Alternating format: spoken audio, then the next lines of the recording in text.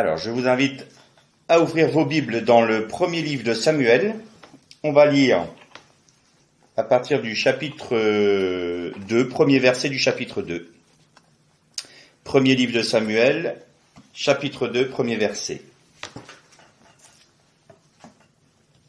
Hannah pria et elle dit : Par le Seigneur mon cœur exulte, par le Seigneur ma corne s'élève, ma bouche s'ouvre toute grande contre mes ennemis, car je me réjouis de ton salut. Nul n'est saint comme le Seigneur, il n'y en a pas d'autre que toi, il n'y a pas de rocher comme notre Dieu. Ne multipliez pas les paroles hautaines, qu'aucune insolence ne sorte de votre bouche, car le Seigneur est un Dieu qui connaît tout, et par lui sont pesés tous les agissements. L'arc des guerriers est brisé, mais ceux qui trébuchaient se saignent de vaillance, ceux qui étaient rassasiés se vendent pour du pain. Mais ceux qui étaient affamés ont du répit. La femme stérile accouche 7 fois, mais celle qui avait beaucoup de fils dépérit. Le Seigneur fait mourir et il fait vivre. Il fait descendre au séjour des morts et il en fait remonter. Car le Seigneur qui rend pauvre ou riche, c'est le Seigneur qui rend pauvre ou riche. C'est lui qui abaisse et qui élève. De la poussière, il relève le faible. Du fumier, il élève le pauvre. Pour les faire asseoir avec les nobles, il leur donne pour patrimoine un trône glorieux. Car c'est au Seigneur qu'appartiennent les piliers de la terre. C'est sur eux qu'il a posé le monde. Il garde les pas de ses fidèles, mais les méchants se perdent dans les ténèbres, car l'homme ne triomphera pas par la force. Ceux qui cherchent querelle au Seigneur seront brisés.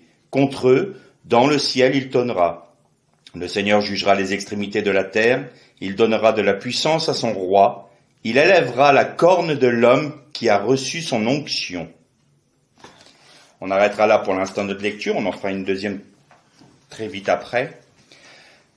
Ce cantique est très intéressant parce que, il est connu comme le cantique de Hannah, c'est-à-dire la mère du prophète Samuel. Et là, ce que l'on note de très intéressant dans ce cantique, c'est que Hannah, inspirée par le Saint-Esprit, nous parle justement de l'inversion prophétique. C'est-à-dire que Jésus avait repris ça à l'époque quand il disait « Les premiers seront les derniers et les derniers seront les premiers ». C'est ce que l'on appelle l'inversion prophétique. Et Hannah, là, l'exprime. Le pauvre, celui qui est rassasié, il va se retrouver dans la disette. Celle qui est stérile va avoir 7 fois des enfants. Celle qui était rassasiée de fils va dépérir. On voit que le puissant va devenir faible et le faible va être élevé. C'est précisément le signe de l'avènement du royaume messianique. Et on va faire un parallèle tout de suite avec ce que l'on a déjà lu les 2 dernières fois. C'est une prolongation de la pensée sur préparer le chemin du Seigneur. Et on va lire donc dans l'évangile de Luc, toujours au premier chapitre, et on va lire à partir du verset 46.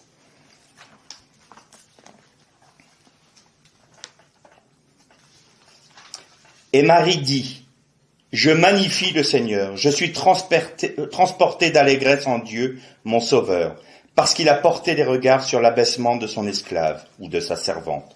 Désormais, en effet, chaque génération me dira heureuse, parce que le puissant a fait pour moi de grandes choses. Son nom est sacré, et sa compassion s'étend de génération en génération, sur ceux qui le craignaient. Il a déployé le pouvoir de son bras, il a dispersé ceux qui avaient des pensées orgueilleuses. Il a fait descendre les puissants de leur trône, élevé les humbles, rassasié de biens les affamés, renvoyé les riches les mains vides. Il a secouru Israël, son serviteur, et il s'est souvenu de sa compassion, comme il l'avait dit à nos pères envers Abraham et sa descendance pour toujours. Et là, vous avez Myriam, la mère de Jésus, qui chante cette déclaration, ce cantique, que l'on appelle sous le nom du Magnificat, et elle reprend précisément la prière de Hannah. Elle nous parle précisément là de l'inversion prophétique. Le riche, le puissant, celui qui aujourd'hui jette sur les autres un regard hautain, celui qui se gausse du pauvre, celui qui méprise l'indigent, celui qui se réjouit de ses richesses et qui se dit « je n'aurai plus de besoin ». Le Seigneur Jésus en avait parlé dans une de ses paraboles où il disait, cette parabole de l'homme riche qui avait eu de grands biens, qui avait reçu de grandes récoltes et qui disait « ah, je vais détruire mes anciens greniers, je vais en construire de nouveaux, plus grands encore, pour ramasser tous mes biens et je pourrais dire « repose-toi mon âme, réjouis-toi de ce que tu as et maintenant coule des jours heureux » entre guillemets. Et le Seigneur dit « insensé, ne sais-tu pas que cette nuit même ton âme te sera redemandée ?» Et là on nous parle justement de l'inversion prophétique. C'est-à-dire que celui qui aura accepté de tout perdre pour le Christ sera élevé. Tandis que celui qui se sera réjoui des richesses de ce monde va se retrouver dans l'indigence, va se retrouver sans rien. Et je vous avais dit que le cantique de Hanna prophétisait la venue du règne messianique. Et là, on voit que Myriam, quand elle est enceinte de Jésus, elle reprend cette prière de Hanna et l'applique à elle-même, en disant, ça y est, le temps est venu. Le temps est venu pour que cette inversion prophétique arrive. Et pourtant, on pourrait se dire, mais attends, ça fait 2000 ans que le Magnificat a été prononcé par Myriam, et on ne le voit pas. Et c'est pour ça que on a médité ensemble la semaine dernière sur le fait que on est dans le temps de la patience de Dieu, jusqu'à ce que les nations mettent un comble à leurs péchés. Et vous savez que dans le texte hébraïque, quand il est dit que les nations doivent mettre le comble, que le comble des nations doit arriver, il y a deux sens. Il y a un sens où tous ceux qui parmi les nations doivent être rachetés, doivent rentrer dans la bergerie, j'ai envie de dire. Donc le comble des nations soit rentré, mais en même temps, il faut que le comble au péché des nations soit atteint. Tout comme Israël a dû attendre en Égypte, dans l'asservissement, que les peuples cananéens mettent le comble à leur péché. C'est la même logique. Et donc, dans ce temps où ça fait 2000 ans que notre Seigneur a donné sa vie, on est là dans le temps des nations. Et dans ce temps des nations, il y a des promesses prophétiques qui se sont vues réaliser. Il avait été dit, le Seigneur Jésus lui-même avait dit, il faut que la parole, cette parole, bonne nouvelle, évangile, la parole de Dieu soit annoncée jusqu'aux extrémités de la terre. Il y a quelques années de cela, ça fait peut-être une petite dizaine d'années, il y a, vous savez que tous les ans à Jérusalem et en Israël, vous avez la fête des tabernacles, donc les Sukkot. Et il y a toujours des délégations de toutes les nations qui viennent là-bas avec leurs drapeaux pour dire voilà, nous venons apporter des offrandes à Israël parce que tel que nous le dit le prophète, toutes les nations viendront pour apporter des offrandes pendant la fête de Sukkot. Et il y a quelques années de cela, il y a une délégation papou qui est venue à Jérusalem. Et c'est des tribus très pauvres. Et ce qu'ils ont fait, c'est qu'ils se sont cotisés dans toutes leurs tribus pour ramasser de l'or et ils ont réussi à acheter 2 lingots d'or. Et cette délégation papou est venue à Jérusalem et a apporté en offrande à Israël les 2 lingots d'or parce qu'ils ont dit, tout comme il est écrit dans la Bible que la parole sera annoncée jusqu'aux extrémités de la terre, toutes les nations viendront apporter leur offrande à la fête de Sukkot. Et il disait aux rabbins qui étaient là, et ça a fait la une des journaux, à la télévision de voir cette délégation papou, il a dit, si vous regardez exactement l'antipode de Jérusalem, c'est nous. L'extrémité de la terre, c'est nous. La Nouvelle-Zélande. Donc cette prophétie, elle est accomplie. La parole a été répandue dans toutes les nations, jusqu'aux extrémités de la terre. Et donc, ce Magnificat de Marie explique que c'est le commencement du règne messianique. Mais voilà, ce que les disciples n'avaient pas compris à ce moment-là, c'est qu'il fallait encore que les nations soient rattachées à Israël. Et vous savez que, quand on regarde dans dans le Tanakh, c'est-à-dire ce que l'on appelle l'Ancien Testament, on découvre des codes secrets. Et souvent mes cours tournent autour de cela. Je suis pas le seul, il y a d'autres frères qui le font. Et c'est toujours moins aisé dans le Nouveau Testament, du moins dans la Brit Hadasha, parce que c'est écrit en grec. Et pendant longtemps, on a pensé que la Brit Hadasha, c'est-à-dire le Nouveau Testament, du moins les évangiles, avaient été écrits directement en grec. Et un abbé, l'abbé de Carmignac, un jour, il a regardé un peu plus avant, il a fait des études, et puis il a remarqué une chose intéressante. Il a pris notamment l'évangile de Luc, que l'on lit, et quand vous avez le prologue de Luc, il a constaté qu'il était en grec classique, c'est-à-dire le grec de Démosthène, quoi. Et il s'est dit, tiens, c'est étonnant parce que tout de suite après, quand il commence à son récit sur la vie de Jésus, c'est plus le même grec. C'est plus du tout le grec classique. Alors il a été un peu surpris, et puis il a commencé à fouiller, puis il dit, mais c'est quand même étrange. Ce grec-là, on dirait qu'il est traduit, et que c'est du mot à mot. Alors si par exemple, on prenait un exemple nous en français, quand les Anglais disent isn't it, c'est-à-dire n'est-il pas, c'est comme si nous on voulait traduire mot à mot et on disait il fait beau aujourd'hui, n'est-il pas? Même pour un Français, ça fait étrange. C'est du mot à mot. C'est pas une traduction qui rentre dans la pensée, c'est du mot à mot.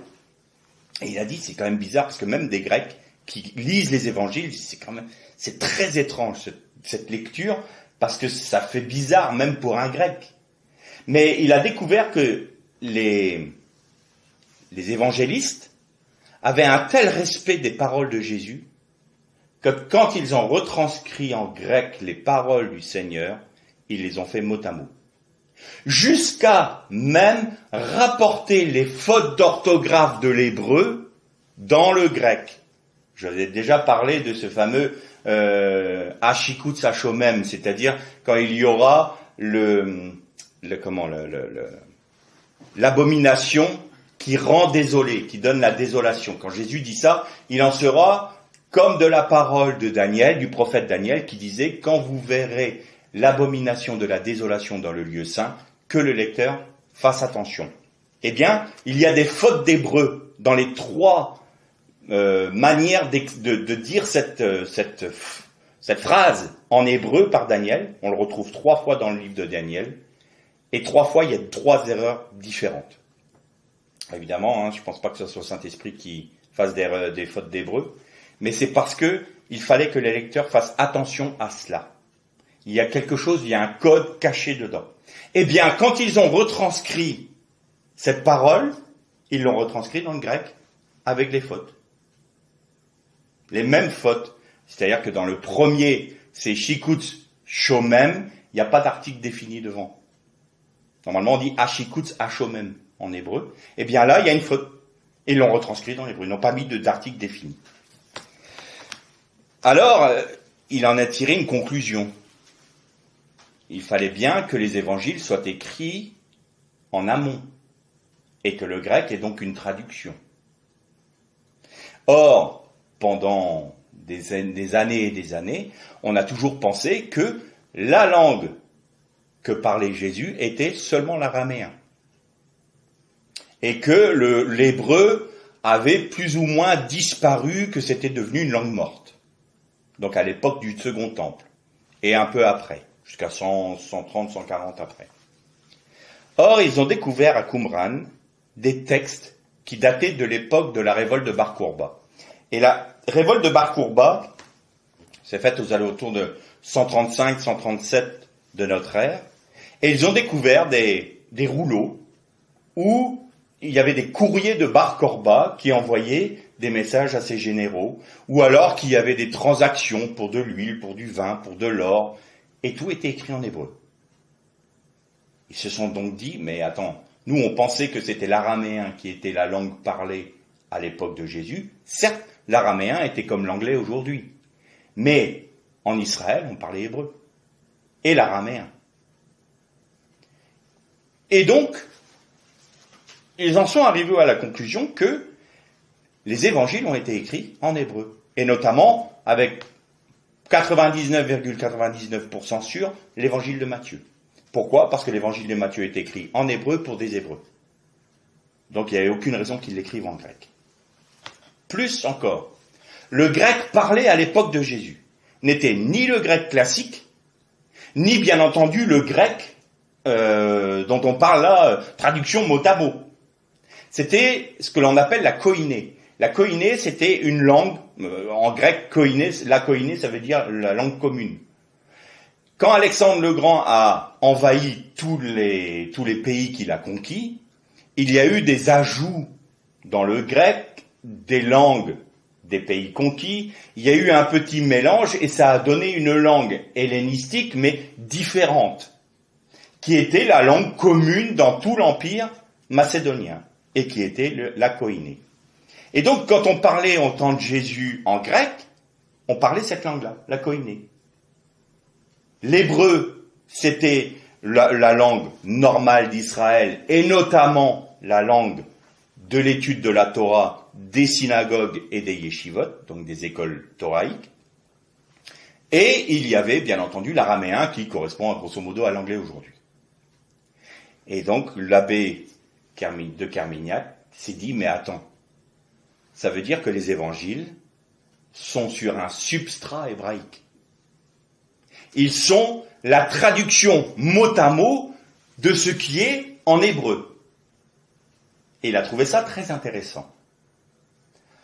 Ses responsables hiérarchiques, quand ils ont vu ces travaux-là, ils ont dit non, c'est fini, tu arrêtes, plus de subventions, plus rien, on te met dans l'oubli. Le professeur de Nouveau Testament de Jean-Marc Taubois, qui s'appelait Monsieur Flousser, il avait commencé à retrouver le substrat hébraïque via la traduction grecque. Puisqu'il dit, moi, quand je lis le grec, ça me fait penser, si je le retraduis en hébreu, oui, c'est des choses qu'on trouve nous, dans nos prières, dans les prières juives. C'est hébraïque, je comprends très bien, parce que ça correspond à de l'hébreu. Et notamment, il y avait un moment où il était un peu embêté, parce qu'il y avait une expression que Jésus avait employée, et qui disait « Ceux qui ont faim et soif de justice seront rassasiés ». Vous savez, sur le sermon sur la montagne. Il dit « Je ne me rappelle pas avoir vu une prière comme ça ». Et un jour, il va à la synagogue, c'était pour Yom Kippour, et il n'était pas du tout dans la pensée de ses travaux de traduction, et puis il tombe sur un très vieux livre de prière dans la bibliothèque de la synagogue. Il prend le livre de prière, et il tombe sur quoi? « Tu rassasieras tous ceux qui ont faim et soif de justice ». Il dit, ça y est, j'avais trouvé notre texte. Et Jésus trouvait tout ça. Évidemment, il le connaissait. Il dit donc, effectivement, les évangiles, tous les évangiles ont un substrat hébraïque. Et c'est là que ça devient intéressant. Parce qu'on a lu la dernière fois que la mère de Jean le Baptiste, c'était Élisabeth. Son père, c'est Zacharie. Et vous avez Jean. Et on va lire juste quelques phrases du cantique de Zacharie. Et vous allez voir que c'est très intéressant. Et qu'il n'y a pas de hasard sur le fait qu'on ait Élisabeth, Zacharie et Jean, qui annonçaient le salut du Seigneur. Pourquoi? Eh bien, on va lire tout d'abord dans Luc, premier chapitre, à partir du verset 67.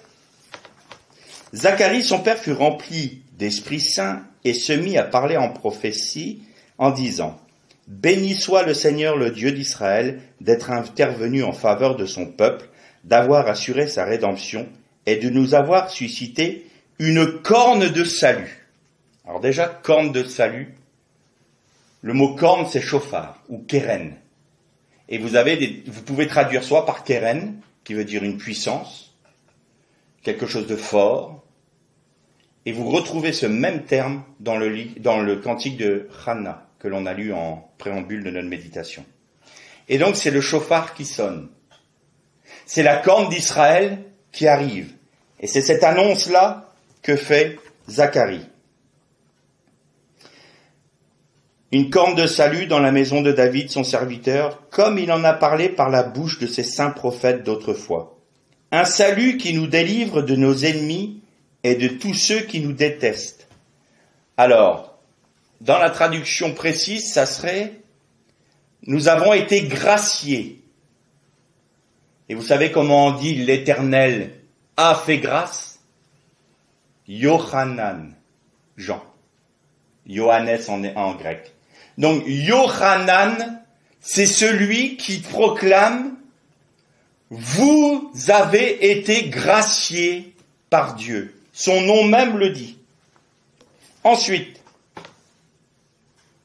c'est ainsi qu'il montre sa compassion envers nos pères et qu'il se souvient de son alliance sacrée. Il se souvient de son alliance sacrée. Comment on dit se souvenir de? Tzraria en hébreu. Tzraria, c'est le nom de Zacharie. Et ensuite, vous avez, il se souvient de son alliance sacrée selon le serment qu'il a juré à Abraham notre père. Ainsi nous accorde-t-il après avoir délivré des ennemis, de pouvoir, sans crainte, lui rendre un culte dans la sainteté et la justice. Mais, dans l'expression « se souvient de son alliance sacrée », vous avez aussi, alors attendez, je reprends mes notes. Voilà, j'avais loupé une expression, c'était avant. Il avait juré à nos pères. Il se souvient de l'alliance qu'il avait juré à nos pères. Eh bien, comment on dit jurer? Dieu jure à nos pères, on dit Elisheva. Elisheva, c'est Élisabeth. Si vous voulez, à partir du moment où l'ange Gabriel est venu pour dire à Zacharie, tu vas avoir un enfant. Élisabeth, ta femme, va être enceinte. Et tu vas lui donner le nom de Jean. On voit bien que là, c'est Dieu qui s'occupe de cette situation. Ce n'est pas un enfant qui naît comme ça. Dieu, comme à Marie et à Myriam, il dit, tu lui donneras le nom de Yeshua. Et là, l'ange Gabriel fait la même chose. Pourquoi? Parce qu'il fallait que pour les Hébreux de l'époque, pour les Israël de l'époque et tous les érudits, ils allaient comprendre ce que ça voulait dire. Quel est cet enfant? Eh bien, on va l'appeler, on voit dans le texte qui précède le cantique de Zacharie, la prophétie de Zacharie, ils disent, on va l'appeler comme son père, Tzraria. Et là, c'est à ce moment-là que la langue de Tzraria, de Zacharie se délie, qui dit, non, on va l'appeler Yohanan. C'est comme ça qu'on doit l'appeler. Tout le monde a été étonné, puisque la normale, c'était Tzraria ben Tzraria. Zacharie, fils de Zacharie. Et là, il proclame quoi? Écoutez bien, dans mon cantique, saisi par le Saint-Esprit, il prophétise. Je vous répète, ça faisait 400 ans qu'il n'y avait pas de prophète en Israël. 400 ans que la voix prophétique s'était tue en Israël. Et là, tout d'un coup, il y a Zacharie, qui est marié à Élisabeth, qui annonce qu'il a un fils qu'il veut appeler Jean. En hébreu, Tzraria, se souvenir, dit que Dieu a juré, Elisheva, qu'il a fait grâce à son peuple, Yohanan. Et croyez-moi, tous les érudits hébraïques et les rabbins de l'époque et les prêtres ont très bien compris ce que ça voulait dire. Ils ont très bien compris ce que ça voulait dire, parce que ça disait au peuple, ça y est, le jour de votre salut, de l'avènement de la corne d'Israël. La corne d'Israël, c'est la corne messianique pour un hébreu. Et tout le monde attendait cela. C'était le cantique de Hannah, c'était le cantique, le Magnificat de Myriam. Mais là, il était, lui, en tant que prêtre, en train d'annoncer à tous, ça y est, la corne d'Israël arrive. Nous sommes entrés dans l'ère messianique, le Messie est là. Et qu'est-ce qu'il a fait, Jean? Il a annoncé le Messie. Donc on ne va pas reprendre l'étude que l'on a fait la dernière fois, mais c'était ça qui était proclamé. Et on avait fait un parallèle avec notre temps. Et on s'était dit qu'il y avait les sauterelles du désert qui étaient là pour nous faire sortir de notre position, de nous faire douter de la parole de Dieu. Ce sont des esprits impurs qui sont là justement pour distiller le doute dans nos cœurs. Et puis il y avait une autre chose dont on a parlé, qui était le miel sauvage. Et le miel sauvage, on a dit que c'était la séduction du monde, c'était ce qui est bon et agréable pour nous, qui ne va pas nous remettre en question, qui ne va pas chercher à troubler notre petite tranquillité. Un évangile agréable. On avait parlé de ce que Jacques Ellul avait répondu à Jean-Marc Taubois quand il avait dit le problème de l'Église du XXIe siècle, c'est qu'on va chercher à avoir un évangile agréable, distrayant et ludique. On y est aujourd'hui, on y est. Et pourtant, cet appel retentit toujours, aujourd'hui pour nous, pour chacun d'entre nous. C'est pas la peine de regarder nos frères ou nos sœurs et de dire « mais vous avez vu, à tel endroit, ils sont comme ci, un tel est comme ça ». Ça, c'est une mauvaise démarche. Qu'est-ce que c'est pour nous préparer le chemin du Seigneur? Que disait Jean? Yohanan, Dieu vous a gracié. Mais Dieu vous a gracié, donc vous avez une responsabilité. Vous devez revenir à la parole de Dieu. Et la semaine dernière, on avait notamment parlé d'Élie et des miracles d'Élie, et on avait vu que ça faisait tout le cheminement de la vie d'Israël jusqu'au moment où il retourne à Horeb, qui est un synonyme de Sinaï, pour revenir à la parole. Et le miracle de Jean, qui était le revêtu de l'esprit d'Élie, c'était quoi? C'était d'amener un peuple à la repentance. Aujourd'hui, le christianisme, et notamment, très particulièrement le christianisme occidental, est dans un état de délabrement qui est plus qu'avancé.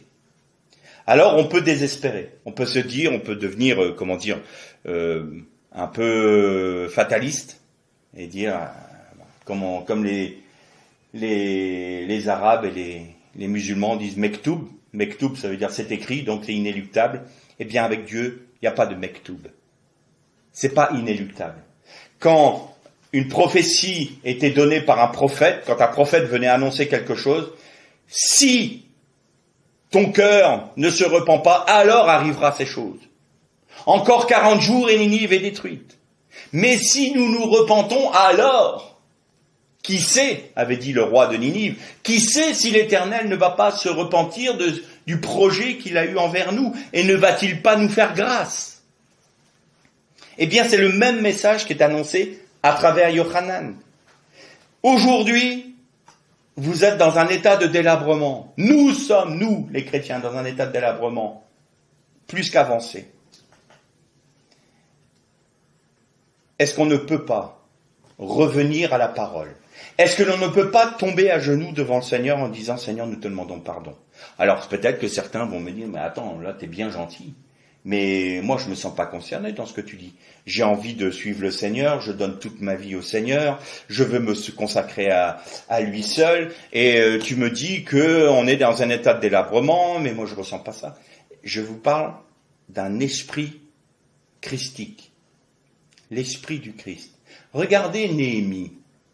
Quand il a prié, il pleurait tous les jours quand il entendait que les murailles de Jérusalem avaient des brèches, que les portes de Jérusalem étaient brûlées par le feu. Et Jérémie, qu'est-ce qu'il a fait? Il tombait à genoux et il priait, il s'humiliait devant le Seigneur. Et il disait, lui, quoi? Pourtant, il était juste devant l'Éternel.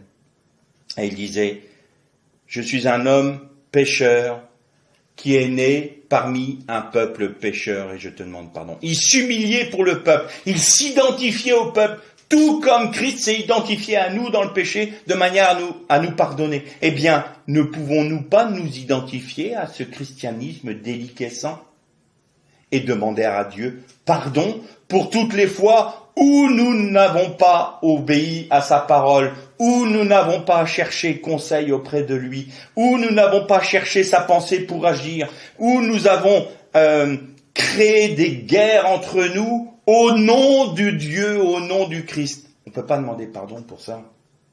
On ne peut pas s'humilier, on ne peut pas se repentir pour ça. Alors évidemment, il y a une chose qui est certaine, c'est que ceux qui vont être animés de cet esprit-là ne seront pas la majorité. C'est pas parce que je dis qu'il Il y en a qui sont meilleurs que les autres, mais c'est simplement parce que le Seigneur lui-même le dit.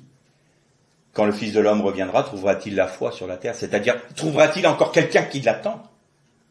Trouvera-t-il encore des personnes qui sont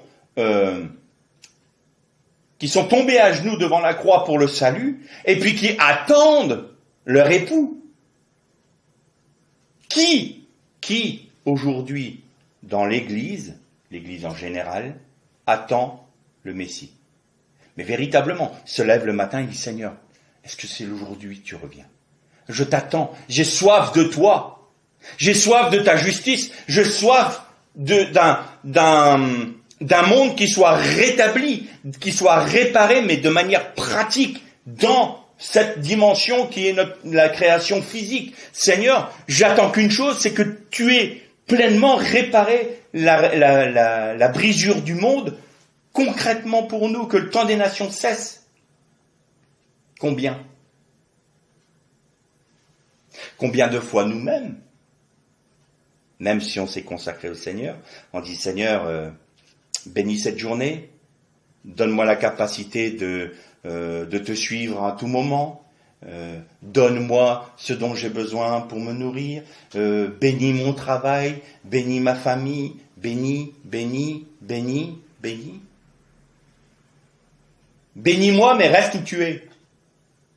Je suis peut-être un peu brusque là, mais il y a un peu de ça. Je vous ai déjà donné cet exemple d'un frère avec qui je discutais, qui disait « je suis pas très pressé que le Seigneur revienne. Parce que tu comprends, je suis jeune, je veux faire ma vie. Et après, quand j'aurai vieilli, pas de problème, le Seigneur pourra revenir. » Parce que mais vous imaginez ce propos? Ça veut dire « Seigneur, je t'aime, tu sais, mais je suis pas pressé de te rencontrer.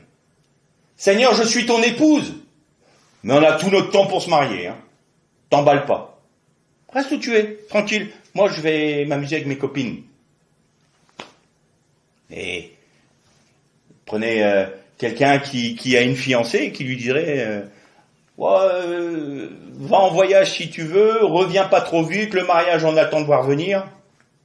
Il dirait mais attends, elle m'aime pas, elle m'attend pas, elle se préoccupe pas de ma présence, elle s'en fiche. Par contre, elle veut bien utiliser ma carte bancaire pour avoir toutes les bénédictions qu'il faut. Eh bien, la majorité des chrétiens sont comme ça. Je suis désolé de le dire, mais c'est la vérité. Donne. Mais Seigneur, on n'est pas pressé que tu reviennes. Alors, est-ce qu'on l'attend vraiment? Est-ce qu'on est dans cette attente où c'est une soif, c'est une faim de justice? Heureux celui qui a faim et soif de justice, parce qu'il sera rassasié. Eh bien, aujourd'hui, chaque chrétien est devant sa responsabilité. Chaque chrétien doit faire le point pour sa vie. Moi en premier, vous ensuite. Et dire, est-ce que j'attends le Seigneur? Est-ce que j'ai faim et soif de sa justice? Est-ce que j'ai faim et soif qu'il vienne pour établir son règne éternel? Est-ce que nous cherchons de tout notre cœur à voir le règne messianique s'établir sur la terre? Est-ce que nous pouvons dire avec l'esprit, viens Seigneur? Si ce n'est pas le cas, il faut qu'on se pose les bonnes questions. Est-ce que l'on aime le Seigneur pour ce qu'il est, ou est-ce qu'on aime le Seigneur pour ce qu'il donne?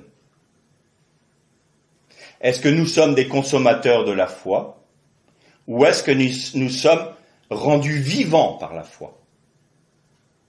Et ça, c'est quelque chose à laquelle nous devons répondre aujourd'hui, parce que, croyez-moi, plus ce monde va avancer vers la fin de sa dispensation, où le temps des nations arrive à son terme, où nous allons voir bientôt la porte de l'arche se fermer, c'est-à-dire le temps de la grâce s'arrêter, et le Seigneur attend une épouse pure, sans tache, et qui l'attende vraiment.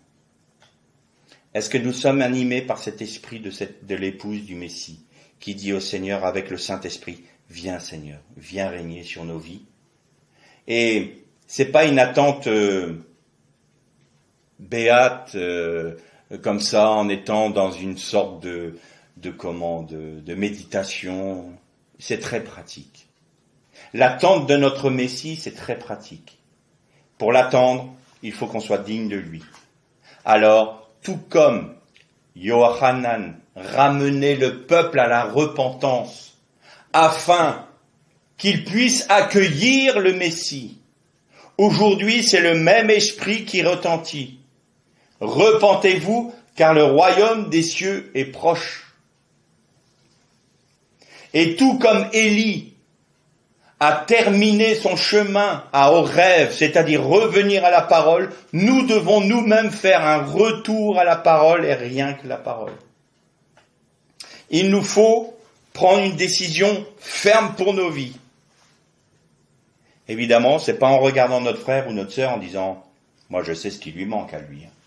Et elle, là, si jamais elle continue sur ce chemin-là, je suis pas sûr de son salut. Et toi, mon frère, et toi, ma sœur, t'en es où? Et toi, Philippe, t'en es où?